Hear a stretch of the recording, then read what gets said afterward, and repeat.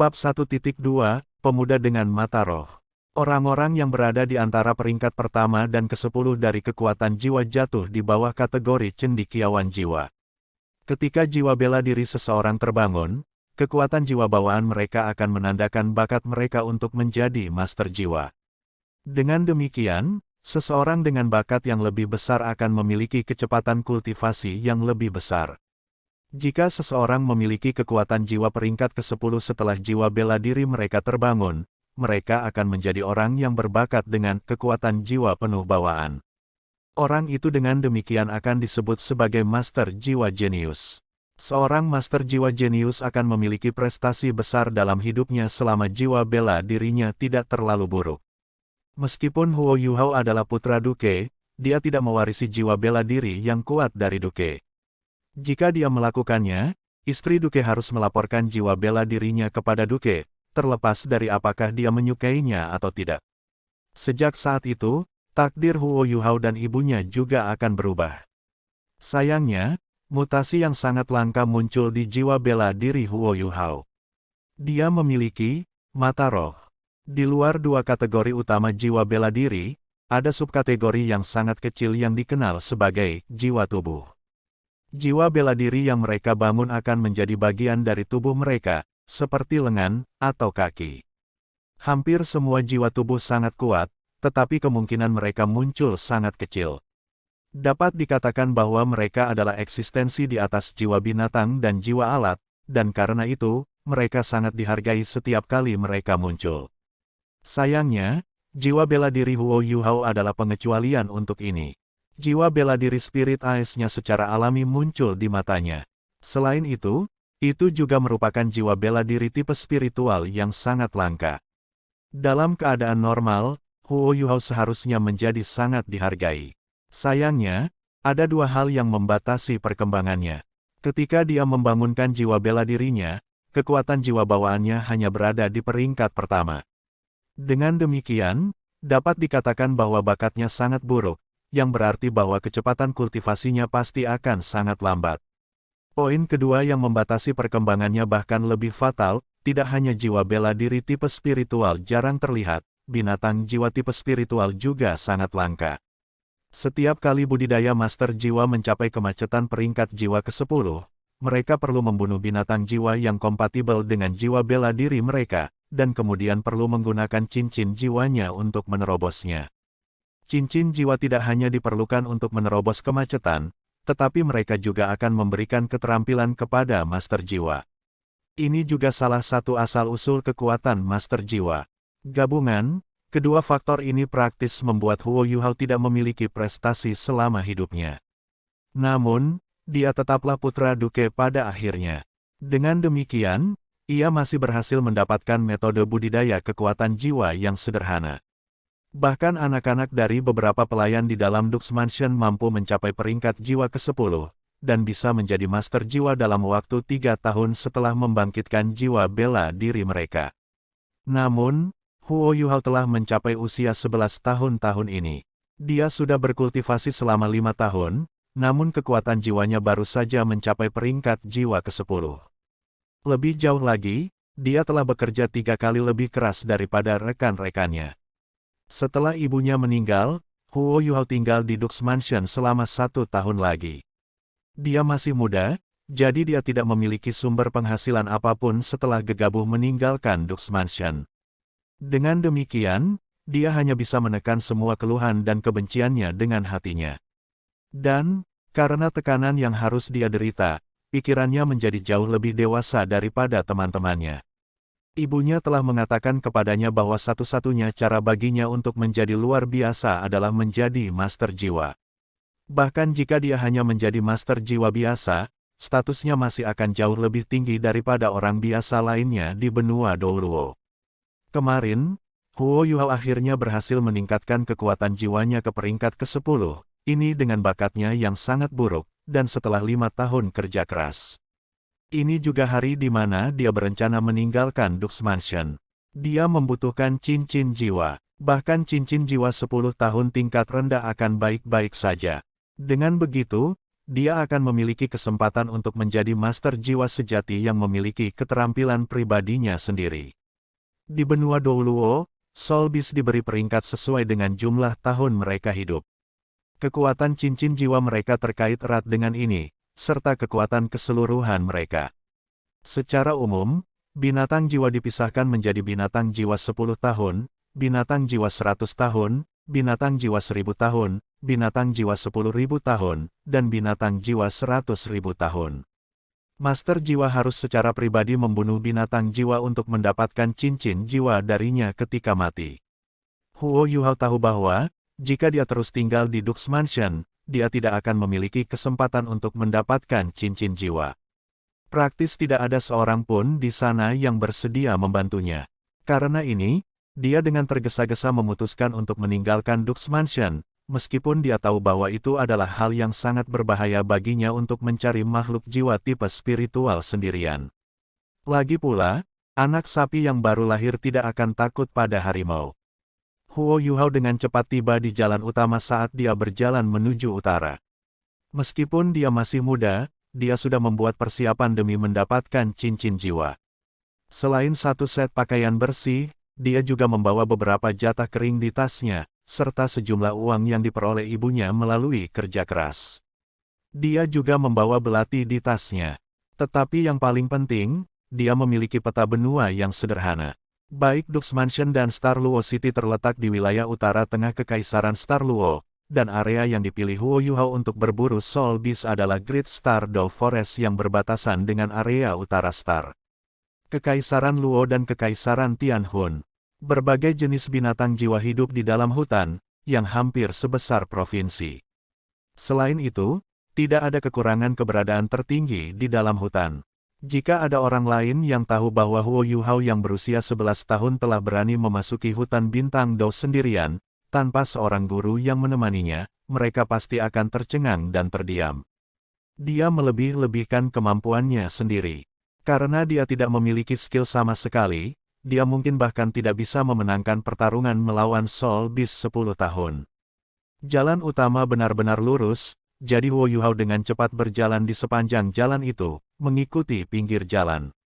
Meskipun dia masih muda, dia masih seorang sarjana jiwa peringkat ke-10. Kekuatan fisiknya jauh lebih besar daripada orang dewasa normal.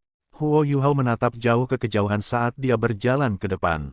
Jika seseorang melihatnya dengan hati-hati, mereka akan melihat bahwa mata birunya yang dalam langsung menjadi jauh lebih jelas, dan bahwa ada cahaya yang samar-samar berkedip di dalamnya. Sejak dia membangunkan mata rohnya, Huo Yuhao telah menemukan bahwa penglihatannya melebihi orang biasa. Pada jarak yang relatif dekat, dia dapat melihat banyak detail kecil yang tidak dapat dilihat dengan jelas oleh orang biasa. Pada jarak yang lebih jauh, jangkauan penglihatannya lebih dari 2 kali jarak orang biasa. Kekuatan visinya juga tak henti-hentinya meningkat dalam kombinasi dengan tingkat kekuatan jiwanya. Perubahan yang muncul saat kultivasinya meningkat membuat kepercayaannya pada kata-kata ibunya meningkat. Seorang master jiwa, saya harus menjadi master jiwa. Ibu pernah berkata bahwa saya akan menjadi master jiwa pertempuran sistem kontrol jika saya bisa mendapatkan cincin jiwa. Bukan karena jiwa bela diri saya buruk, tetapi bakat saya buruk. Jadi, saya hanya akan bekerja lebih keras dan berkultivasi lebih lama daripada orang lain. Huo Yuhao berkultivasi saat dia maju ke depan, didukung oleh keyakinan yang teguh ini. Ketika dia haus, dia akan mencari mata air, ketika dia lapar, dia akan memakan beberapa biskuit kasar yang dia bawa. Selain bergegas maju dalam perjalanannya, dia akan duduk dan bermeditasi. Fakta bahwa dia benar-benar dapat melaju sejauh 300 mil dalam satu hari, pada usianya, adalah keajaiban.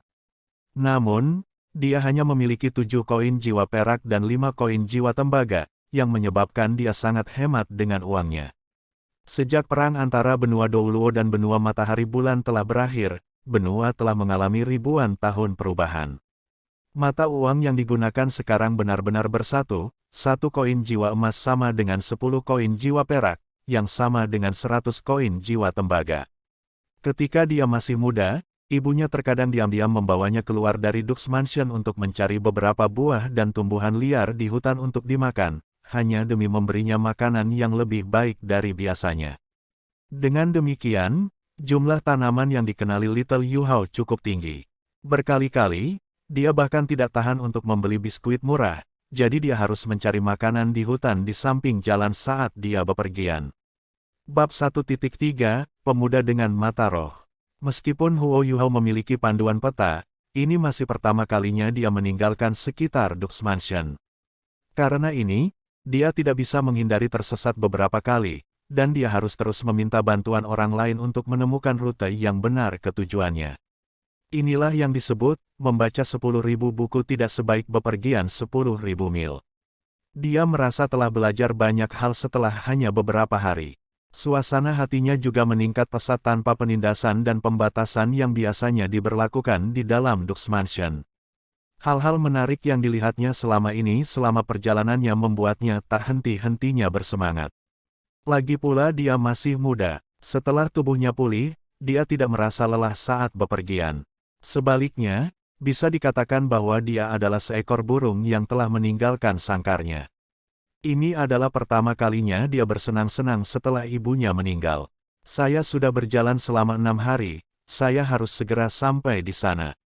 Huo Yu Hao dengan hati-hati memeriksa peta kertas di tangannya, dan kemudian melihat ke arah yang ditunjuk oleh pepohonan di pinggir jalan.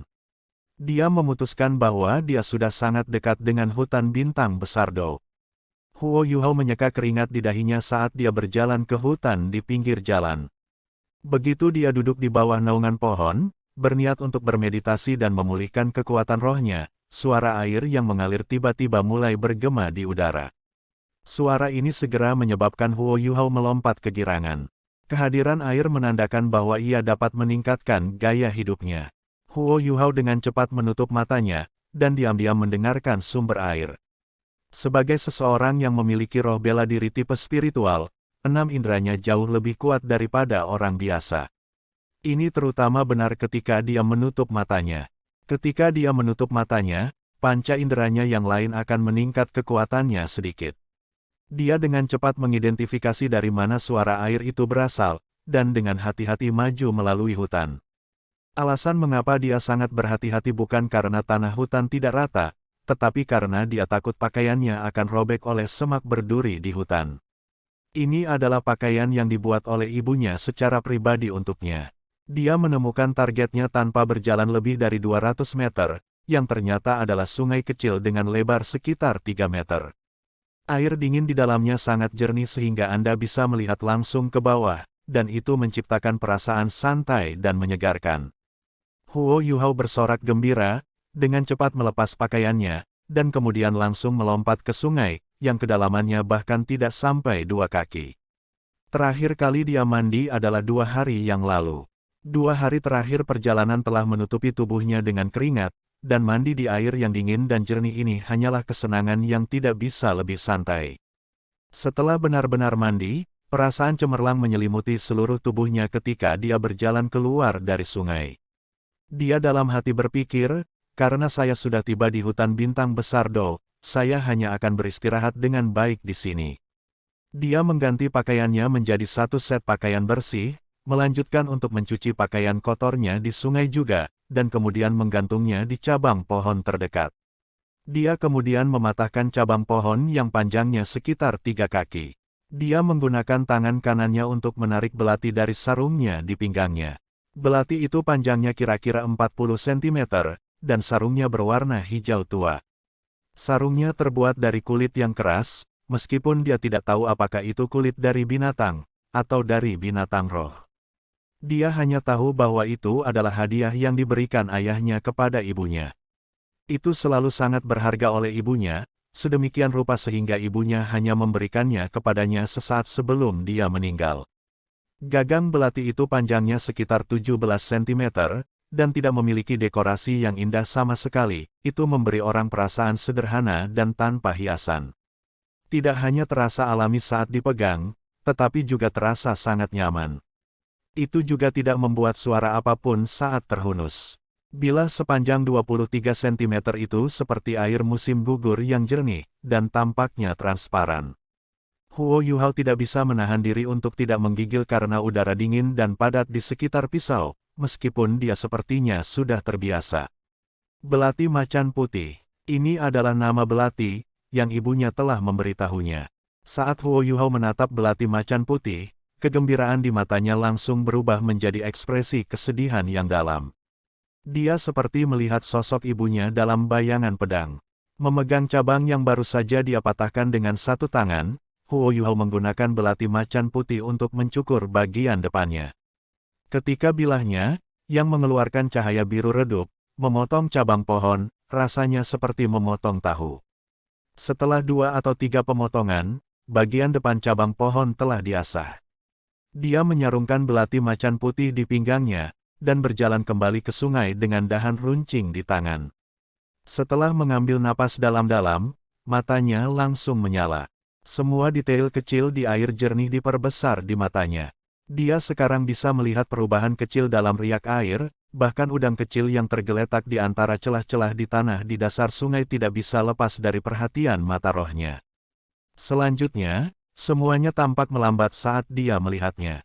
Tiba-tiba, Huo Yuhao membuat gerakan cepat kilat, dan menusuk cabang tajam yang dia pegang ke sungai. Ketika dia mengangkat tangannya kembali, dan memutar cabang pohon ke atas, makarel sepanjang setengah kaki muncul di ujungnya. Bagi orang biasa, menusuk ikan jelas merupakan sesuatu yang membutuhkan teknik. Namun, ini adalah sesuatu yang sangat mudah bagi Huo Yuhao, yang mendapat bantuan mata roh untuk membantunya menentukan posisi ikan secara akurat. Seekor ikan kecil tunggal secara alami tidak cukup baginya. Setelah beberapa saat kerja lepas, dia menikam 10 makarel yang panjangnya bervariasi dari 17 cm hingga 33 cm. Ini bagus, setidaknya bisa bertahan selama 2 hari. Itu tidak akan mudah busuk jika aku memanggangnya juga. Huo Yuhao dengan senang hati berjongkok di sebelah sungai, dan menggunakan belati macan putih untuk memusnahkan ikan tenggiri. Belati macan putih yang tajam dengan mudah berhasil memotong ikan, tidak peduli apakah itu sisik, dada, atau perutnya. Ini sama sekali bukan masalah bagi Huo Yuhao, yang telah melakukan pekerjaan kasar dengan ibunya sejak dia masih muda. 10 ikan semuanya dimusnahkan setelah 15 menit. Dia mencari beberapa daun besar di hutan, dan membilasnya di sungai. Kemudian, dia meletakkan ikan yang sudah dipotong-potong di atas daun yang basah. Setelah itu, dia menemukan beberapa ranting kering untuk digunakan sebagai kayu bakar, dan menyalakan api di sebelah sungai setelah beberapa saat bekerja. Huo Yuhao hanya memiliki garam sebagai bumbu, tapi itu sudah cukup untuk sesuatu seperti ikan bakar. Dia menempelkan makarel bersih ke cabang tipis, dan mengoleskan garam ke perut mereka. Kemudian dia mengeluarkan beberapa daun yang dikenal sebagai basil ungu dari tasnya, yang dia dapatkan di hutan beberapa hari yang lalu. Dia mencuci dan memisahkan basil ungu sebelum memasukkannya ke dalam perut ikan. Baru setelah ini dia mulai memanggang ikan di atas panggangan yang dia buat menggunakan beberapa cabang tebal. Tidak butuh waktu lama untuk bau yang tidak biasa menyebar dari api yang dia buat. Baunya sangat berat, dan mengandung daya tarik tertentu yang hanya dimiliki olehnya. Saat Huo Yuhao perlahan memutar makarel, mereka berangsur-angsur berubah menjadi emas. Ini, disertai dengan aroma yang berat, sangat memikat. Awalnya, dia hanya memanggang 2 ikan, dan menyisihkan yang lain. Jika dia memanggang terlalu banyak ikan sekaligus, masalah akan mudah terjadi saat dia mengendalikan api. Betapa harumnya, tangisan bahagia dan lembut bergema pada saat itu. Tangisan itu terdengar jelas dan murni, tetapi itu masih mengejutkan Huo Yuhao. Dia melihat ke arah sumber suara, dan melihat 2 orang berjalan di sepanjang sisi sungai. Orang yang berjalan di depan adalah seorang gadis yang terlihat berusia sekitar 15 atau 16 tahun, dan memiliki rambut hitam panjang yang diikat menjadi ekor kuda di belakangnya. Dia mengenakan satu set jubah prajurit berwarna biru muda yang sesuai dengan bentuk tubuhnya, yang sepertinya menggambarkan tubuhnya yang sedang tumbuh dan halus yang dipenuhi dengan masa muda. Dia memiliki mata seperti burung phoenix, yang besar dan cerah. Dia juga memiliki hidung yang terangkat, wajah oval yang hampir sempurna, dan wajah cantik dan lembut yang sedikit bahagia saat dia menatap ikan panggang Huo Yuhao. Orang yang mengikuti di belakangnya adalah seorang pemuda yang tampaknya seumuran dengannya. Tubuhnya yang ramping tinggi dan lurus, sementara rambut pendeknya yang biru tua bersinar dengan kilau seperti batu giok di bawah sinar matahari. Meskipun dia tidak tua, dia memberi orang semacam perasaan ilmiah.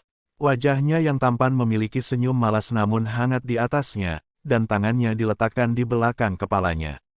Dia juga menatap ke arah Huo Yuhao dengan tatapan tertarik. Namun, dia tidak melihat ikan panggang, tetapi pada Huo Yuhao sendiri.